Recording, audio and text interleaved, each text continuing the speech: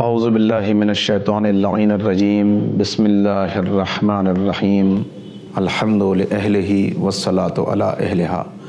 قال اللہ تبارک و تعالی فی کتابہ المجید وفرقانہ الرشید وقولہ الحق بسم اللہ الرحمن الرحیم قد افلح من زکاہا وقد خاب من دساہا صدق اللہ العلی العظیم۔ قرآن کریم کا یہ پیغام کہ خسارے سے بچ گیا، کامیاب ہو گیا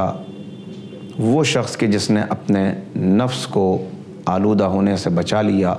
اور تباہ و برباد ہو گیا، ہلاک ہو گیا۔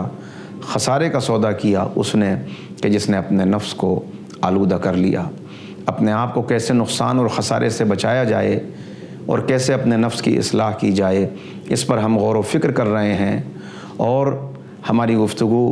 یہ چل رہی تھی کہ امیر المومنین حضرت علی بن ابی طالب علیہ السلام کی تعلیمات اور ہدایات اس سلسلے میں کیا ہیں کہ جنہیں ہم پیش نظر رکھیں اور امام کی زندگی کو اپنی زندگی میں اتارنے کی اور اپنے آپ کو بلند کرنے کی کوشش کریں۔ کون ہیں ہمارے امام جن کا ابتدائی تعارف یہ ہے؟ مختصر اگر ان کی سوانح پہ نظر ڈالی جائے کہ 13 رجب 30 عام الفیل 600 عیسوی بروز جمعہ بمقام خانہ کعبہ امام کی ولادت ہوتی ہے۔ مستدرک میں حاکم نے بیان کیا کہ یہ پہلا اور آخری مولود ہے جو خانہ کعبہ کے اندر پیدا ہوا۔ گویا ابتدا ہی امام کی اللہ کے گھر سے ہو رہی ہے، اور امام یہ پیغام دیتے ہوئے آ رہے ہیں اس دنیا میں آغوش رسالت میں آنے کے بعد، قد افلح المؤمنون، کہ دیکھو حقیقتاً کوئی یہ سمجھتا ہے کہ حکومت والا کامیاب ہے، کوئی یہ سمجھتا ہے کہ طاقت والا کامیاب ہے، لشکر والا کامیاب ہے، دولت والا کامیاب ہے، لیکن حقیقتاً جسے ایمان کی دولت مل جائے وہ کامیاب ہے۔ اور ایمان کی دولت جسے مل گئی پھر وہ امیر المومنین سے دور نہیں رہ سکتا، پھر وہ امام کی سیرت اور امام کے بتائے ہوئے راستے سے ہٹ نہیں سکتا، بلکہ پھر یہ ایمان خود بخود اسے عمل کی دنیا میں پہنچا دیتا ہے۔ ایمان کا لازمہ عمل ہے، اور عمل کرتا ہوا آگے بڑھتا چلا جاتا ہے۔ یہ عمل ہے جو انسان کو جنتی بناتا ہے، عمل ہے جو اسے جہنمی بناتا ہے۔ کیسے عمل کیا جائے اس کے لیے قرآن کریم نے آواز دی، لقد کان لکم فی رسول اللہ اسوۃ حسنہ، کہ تمہارے لیے ہمارے رسول کی زندگی میں بہترین نمونہ موجود ہے۔ لہذا جیسے پیغمبر نے عمل کیا ویسے عمل کرو۔ پیغمبر اکرم کی زندگی کے قریب تم کو جانا ہے تو یہ دیکھنا پڑے گا کہ کون ہے کہ جس نے پیغمبر کی زندگی پر ایسا عمل کیا کہ خود یہ کہتا ہوا نظر آئے کہ میں پیغمبر کے پیچھے، نبی کریم کے پیچھے ایسے چلا جیسے اونٹنی کے پیچھے اس کا بچہ چلا کرتا ہے، اور خود پیغمبر یہ سند دیتے ہوئے نظر آئیں کہ علی مجھ سے ہیں، میں علی سے ہوں۔ جو اس بلندی تک پہنچے کہ بظاہر ایک الگ وجود رکھتا ہو مگر اس کے نفس کو نفس رسول کہا جائے، اس کے نفس کو نفس خدا کہا جائے۔ چنانچہ امام کے القاب میں بھی جب ہم دیکھتے ہیں تو امام نفس رسول بھی ہیں، نفس خدا بھی ہیں۔ چنانچہ یہ میرے سامنے عبارت موجود ہے تاریخ فیروز شاہی کی، ضیاء الدین جو نظام الدین اولیاء کے مرید ہیں وہ مولا کا تعارف کراتے ہوئے لکھتے ہیں کہ رسول اللہ کے آپ بھائی تھے، ایسے بھائی کہ جنہوں نے آغوش رسالت میں ہی پرورش پائی، اور رسول اللہ نے آپ کے والدین کی آغوش میں پرورش پائی۔ آپ رسول اللہ کے نور نظر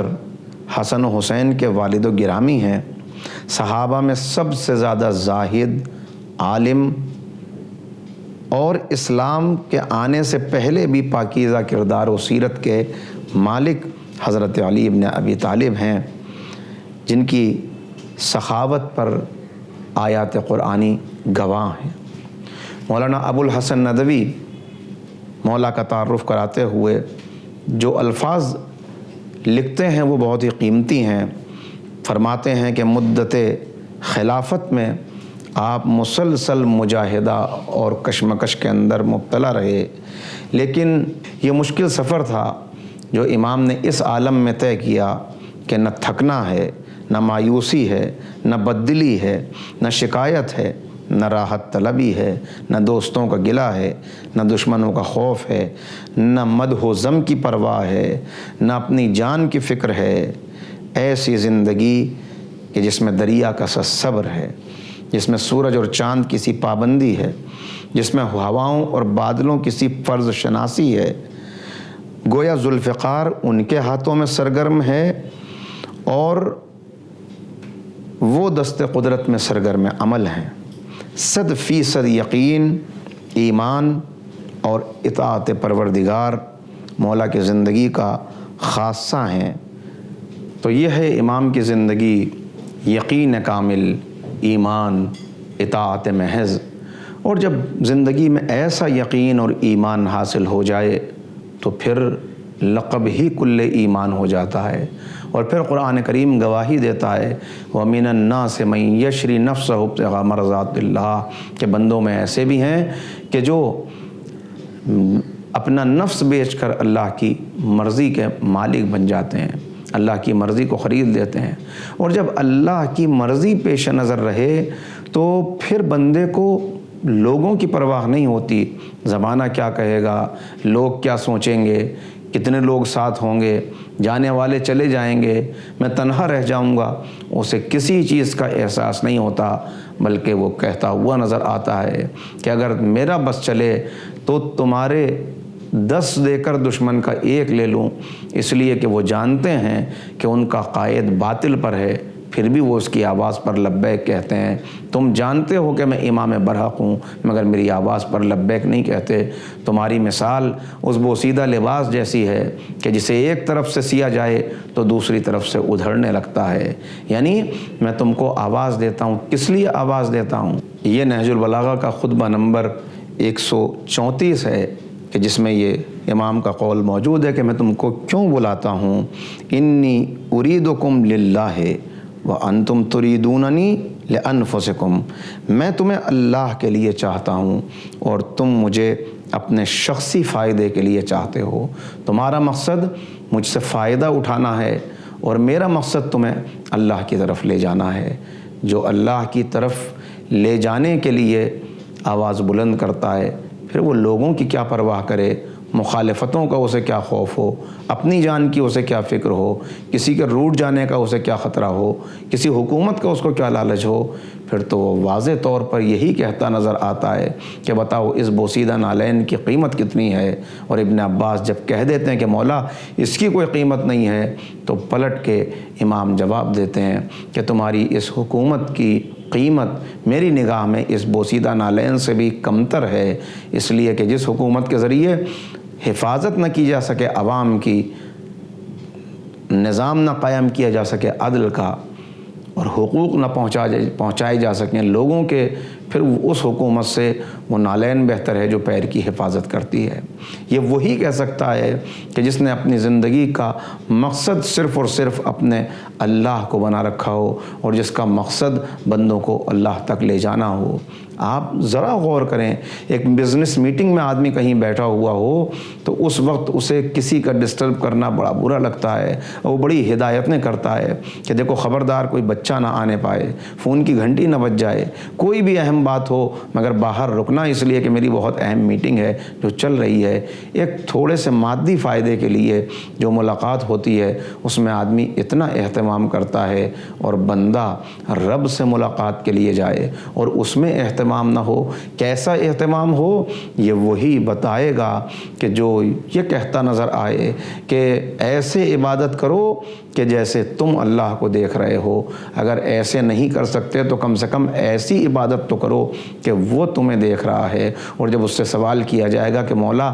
کیا آپ نے اللہ کو دیکھا ہے؟ اپنے رب کو دیکھا ہے؟ کہا کیا میں ایسے کی عبادت کروں کہ جسے میں نے دیکھا نہ ہو؟ مگر اسے ان مادی آنکھوں سے دیکھنا ممکن نہیں ہے، اسے دل کی آنکھوں سے دیکھنا ممکن ہے۔ اور پھر کیفیت یہ ہوگی کہ جب ایک عام میٹنگ میں آدمی کو کسی کی پرواہ نہیں ہوتی، تو جب بندے اور رب کی ملاقات ہے تو اب لباس کی کیا فکر ہے کہ کیسا ہے، اب بالوں کی کیا فکر کے بکھرے ہوئے ہیں، اب اس کی کیا فکر کہ کوئی کیا خیال کرے گا اور کیا دیکھے گا، بلکہ اب تو بندہ ایسا رب کی بارگاہ میں پہنچے گا کہ دیکھنے والا یہ سمجھے گا کہ شاید انتقال ہو گیا۔ مگر جب یہ خبر گھر تک پہنچے گی تب بیوی بتائیں گی کہ علی کی روز یہی کیفیت ہوتی ہے عبادت خدا میں، جس وقت مصلی کی طرف چلتے ہیں تو چہرہ زرد ہو جاتا ہے، بدن کانپنے لگتا ہے، لرزہ طاری ہو جاتا ہے، اور جب پوچھا جاتا ہے کہ مولا آخر آپ کی یہ کیفیت کیوں ہے، جبکہ میدان جنگ میں ہم آپ کو دیکھتے ہیں دشمنوں کی صفوں کے مقابلے پر آپ سیسا پلائی ہوئی دیوار ہوتے ہیں، آپ جمے ہوئے ہوتے ہیں، ذرا آپ کے چہرے کے اوپر خوف و ہراس نہیں ہوتا؟ تب جواب یہی ملتا ہے کہ میں وہاں جاتا ہوں تو ان سب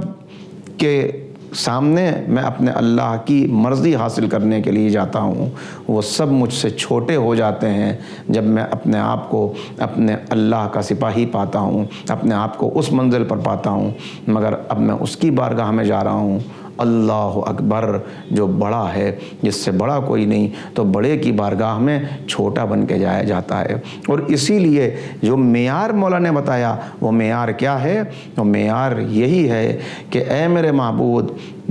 مجھے فخر ہے اس بات پر کہ تو میرا رب ہے، اور میری عزت کے لیے یہ کافی ہے کہ میں تیرا بندہ ہوں۔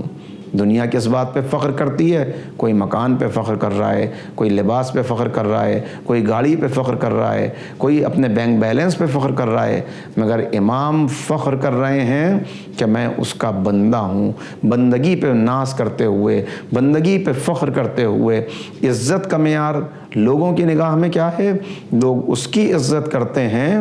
اس کو سلام کرتے ہیں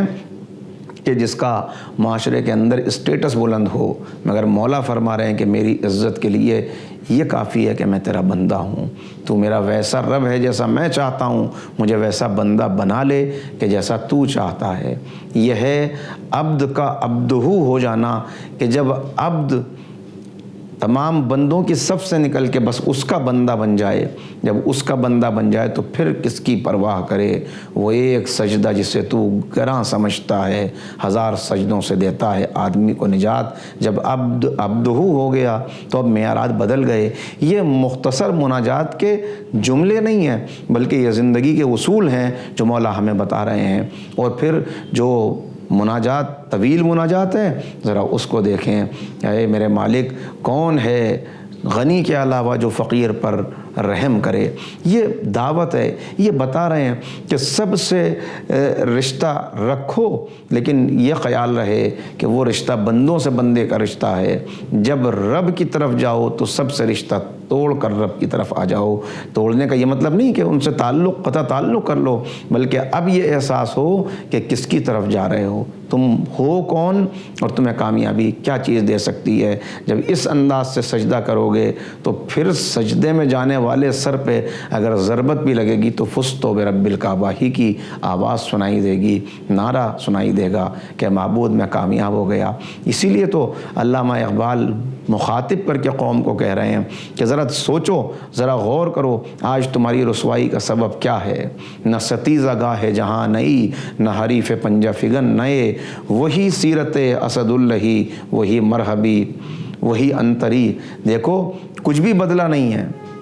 کچھ بھی بدلا نہیں۔ یہ حق و باطل کا معرکہ کوئی نیا معرکہ نہیں ہے، یہ ہمیشہ سے ہوتا رہا۔ مرحبی بھی وہی ہیں، انتری بھی وہی ہیں۔ تم تلاش کرو کہ آج تم ان کا مقابلہ کیوں نہیں کر پا رہے۔ اگر نہیں کر پا رہے تو پھر اپنے اوپر نظر ڈالو، سیرت اسد اللہ باقی ہے یا نہیں ہے۔ جب اسد اللہ ہی کردار ہوگا تب مرحب و انتر کا مقابلہ ہوگا، تب اسلام دشمن قوتوں کا مقابلہ ہوگا، تب نفس کا مقابلہ ہوگا۔ اور جب اسد اللہ ہی کردار نہیں ہوگا تو پھر ہر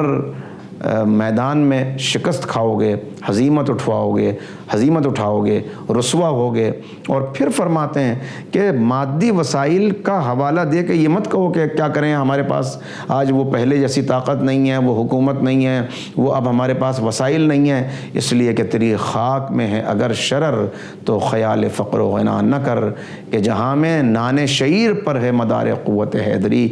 تم تو اس کے ماننے والے ہو جو جو کی سوکھی ہوئی روٹی کھا کر بھی خیبر کے در کو اکھاڑتا ہے۔ تو اصل طاقت جسم کی طاقت نہیں، اسلحے کی طاقت نہیں، دولت کی طاقت نہیں، اصل طاقت ایمان کی طاقت ہے، یقین کی طاقت ہے، اطاعت خدا کی طاقت ہے۔ اگر وہ تمہارے اندر موجود نہیں ہے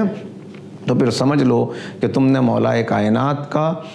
مانوی ورثہ نہیں سنبھالا، وہ چیز اب تک نہیں پہنچی۔ واپس پلٹ کے آؤ، جس دن تم پلٹ کے آ جاؤ گے اس دن وہ کھوئی ہوئی عظمت وہ بھی تم کو حاصل ہو جائے۔ تو ایسے امام کے ماننے والوں کو، چاہنے والوں کو کیسا ہونا چاہیے؟ یاد رکھیں، ہم کوئی بھٹکا ہوا قافلہ نہیں ہے کہ جو کسی شاہراہ کے اوپر آ کے بھٹک گیا ہو اور جس کا تعلق اپنے آقا و امام سے منقطع ہو گیا ہو، اور جس کو پتہ ہی نہ چل رہا ہو کہ جانا کہاں ہے، آندھیوں کی زد پر جو قافلہ آ گیا ہو اور جسے منزل نہ سوجھ رہی ہو، جسے راہ پتہ نہ چل رہی ہو، بلکہ ہمارا تعلق اس سلسلہ نور سے ہے، اس قافلہ نور سے ہے کہ جس کے قائد اور رہبر امیر المومنین حضرت علی بن ابی طالب علیہ السلام ہیں۔ وہ آقا جو ہمیں بلند کرنا چاہتے ہیں، اور جب ہمیں اس بلندی پر دیکھتے ہیں، جب ہمارے کردار میں وہ خوبی محسوس کرتے ہیں، تو پھر امام ارشاد فرماتے ہیں، یہ خطبہ 185 نہج البلاغہ کا ہے کہ جس میں امام فرما رہے ہیں، الا بابی و امی ہم من عدت اسماؤہم فی السماء معروفہ وفی الارض مجہولا۔ ہاں، میرے ماں باپ فدا ہو جائیں گنتی کے ان افراد پر کہ جن کے نام آسمانوں میں جانے جاتے ہیں اور زمین میں جو گمنام ہے۔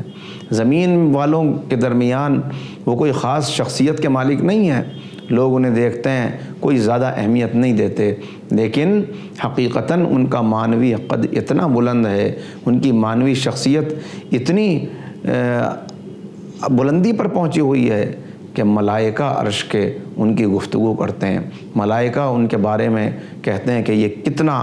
اللہ کا بڑا بندہ ہے، بندگی نے اس کو کہاں تک پہنچا دیا۔ مولا کا تذکرہ کرتے ہوئے شاہ معین الدین نے تاریخ اسلام میں یہ جملہ لکھا ہے، وہ کہتے ہیں کہ اس عالم میں مولا کو دیکھا گیا کہ آپ کا بدن کانپ رہا تھا سردی کی شدت کی وجہ سے، اور ایک بوسیدہ سی چادر تھی جو آپ کے دوش کے اوپر پڑی ہوئی تھی، جس کے لیے یہ کہا کرتے تھے کہ اے اہل کوفہ دیکھ لو، اے میرے چاہنے والوں دیکھ لو، یہ وہی چادر ہے جو میں مدینے سے اپنے ساتھ لے کر آیا۔ وہ کہتے ہیں کہ کیا اس وقت مولا حاکم نہیں تھے؟ کیا بیت المال آپ کے اختیار میں نہیں تھا؟ اپنے اختیار میں بیت المال ہوتے ہوئے ایک بوسیدہ چادر میں زندگی گزار رہے تھے، فقط اس لیے کہ کہیں بیت المال سے اپنے لیے کچھ لیں تو کسی کا حق تلف نہ ہو جائے۔ یہی تو وجہ ہے کہ جب ایک یہودی نے جناب قمبر کو سناتے ہوئے مولا کو یہ طعنہ دیا، یعنی جناب قمبر کے ساتھ آپ جا رہے تھے، تو اس نے اپنا لباس دکھا کے قمبر کو کہا کہ دیکھو حکمرانوں کے لباس ایسے ہوتے ہیں، یعنی ایک تمہارے مولا کا لباس ہے جو حاکم وقت ہیں، خلیفۃ المسلمین ہیں، امیر المومنین ہیں، مگر لباس کے اندر اتنے پیوند ہیں، چادر اتنی بوسیدہ ہو چکی ہے، اور ایک میرا لباس ہے، لباس فاخرہ۔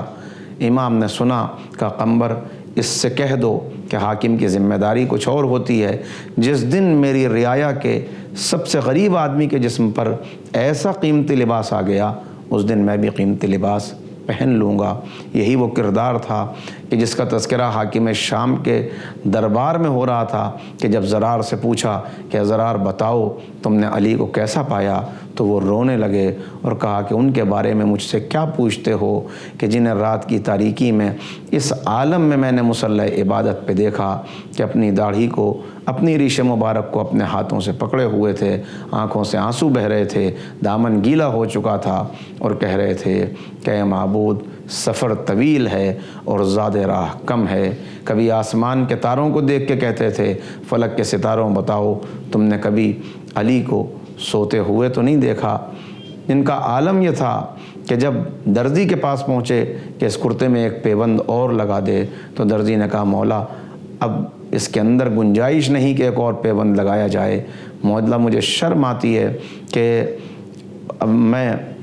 اس کے اندر ایک اور پیبند لگاؤں جس میں گنجائش نہیں ہے، اب اس کرتے کو چھوڑ دیجئے۔ تو آسمان کی طرف دیکھ کے کہا تھا اے میرے مالک گواہ رہنا، علی نے کرتے کو نہیں چھوڑا، کرتے نے علی کو چھوڑ دیا، لباس نے علی کو چھوڑ دیا۔ تو جس کی نظر آخرت پہ ہوتی ہے اور